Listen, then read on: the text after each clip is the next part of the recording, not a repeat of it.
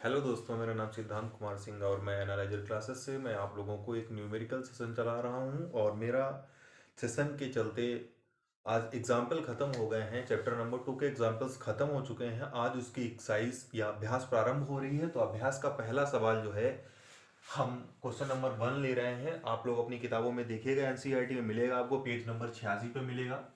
तो ये जो सवाल है बेटा, इस टाइप का एक सवाल मैं लगवा चुका हूँ। वो एग्जाम्पल है हमारा, एग्जाम्पल नंबर जो हमने 2 पॉइंट समथिंग करवाया था, उसमें देखना आपने एग्जाम्पल नंबर में वीडियो देखना, मेरा पिछले वीडियो देखना, उसमें आपको मिलेगा ये एग्जाम्पल मैंने करवाया हुआ है।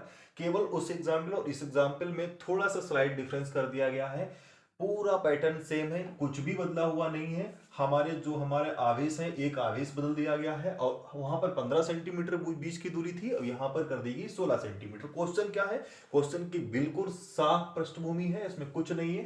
क्वेश्चन से पूछा गया है कि दो आवेश हैं, उनके बीच की दूरी है 16 सेंटीमीटर। तो उनके बीच कहीं पर एक पॉइंट आपको ऐसा लेना है, वो दिखाना है वहां पर विभव अगर जीरो हो जाता है तो पॉइंट कहां पर होगा। मतलब ऐसा पॉइंट देखना है, धन आवेश से कितना होगा और ऋण आवेश से कितनी दूरी पर होगा। वो कितनी दूरी है जहां पर वो हमारा जो टोटल विभव होता है वो जीरो हो जाता है। विभव को जीरो दिखाना है तो वहां पर जिस पॉइंट पर विभव जीरो होगा उस पॉइंट से धनावेश से और ऋणावेश से उनके बीच की दूरी निकाले। तो धनावेश से हम कैलकुलेट कर रहे हैं, तो देख लेते हैं।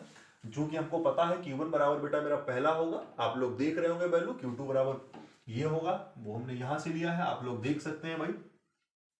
क्योंकि हमारे पास विभव का सूत्र बेटा क्या होता है, विभव का सूत्र सब लोगों को याद रहना चाहिए। बी बराबर होता है 1/4 pi epsilon 0 Q upon R होता है। क्या होता है? Q अपॉन R होता है। तो हमारे पास दो आवेश है, तो हमारे Q V1 हो जाएगा, दूसरे का मतलब V2 हो जाएगा।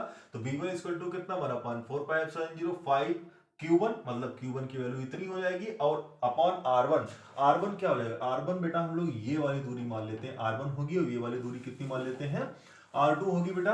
तो हम लोगों ने x रख दिया, x हमारा सेंटीमीटर में है, इसको हम लोगों ने बदला मीटर में। मीटर बदलने के लिए क्या करते हैं? 10 की पावर -2 से गुणा कर दी है। इसी प्रकार आगे बढ़ते हैं, V2 पे आ जाते हैं। V2 की वैल्यू भी बेटा उतना ही रहेगा, केवल क्या बदल जाएगा? Q की वैल्यू बदल जाएगी। और R2 रख देंगे, R2 की वैल्यू भी बेटा कितनी है? 16 - x है, क्योंकि टोटल दूरी 16 थी, इसमें से x निकाल ली तो बची कितनी? 16 - x बची हुई है। क्योंकि बेटा ये सेंटीमीटर में है तो हम लोग यहां इसको बदल देंगे, किसमें बदल देंगे? मीटर में। मीटर में कैसे बदलते हैं? 10 की पावर -2 से गुणा कर देते हैं, ठीक है भाई। और चूंकि हमारे पास दो आवेश हैं तो हम लोग टोटल विभव निकालेंगे। टोटल विभव कितना होता है? B1 प्लस B2 होता है। अब प्रश्नानुसार बेटा निकालना कितना? कोई हमको ऐसा पॉइंट मान लेते हैं, वो पॉइंट P है, यहां पर मेरा विभव जीरो होगा। कितना होगा? जीरो। तो B बराबर जीरो रख देंगे बेटा। तो V1 प्लस B2 बराबर कितना हो जाएगा? जीरो। हमने B1 की वैल्यू बेटा रख दी जो हमने ऊपर निकाली थी, B2 की वैल्यू रखी जो हमने यहां निकाली थी। बराबर में क्या रखना है बेटा? जीरो रखना है, तो हमने जीरो रख दिया यहाँ पे। अब देखते हैं हमको कुछ कॉमन मिल रहा है। अगर कॉमन मिल रहा है तो कॉमन ले लेंगे, वो सब फिर में जीरो में चला जाएगा।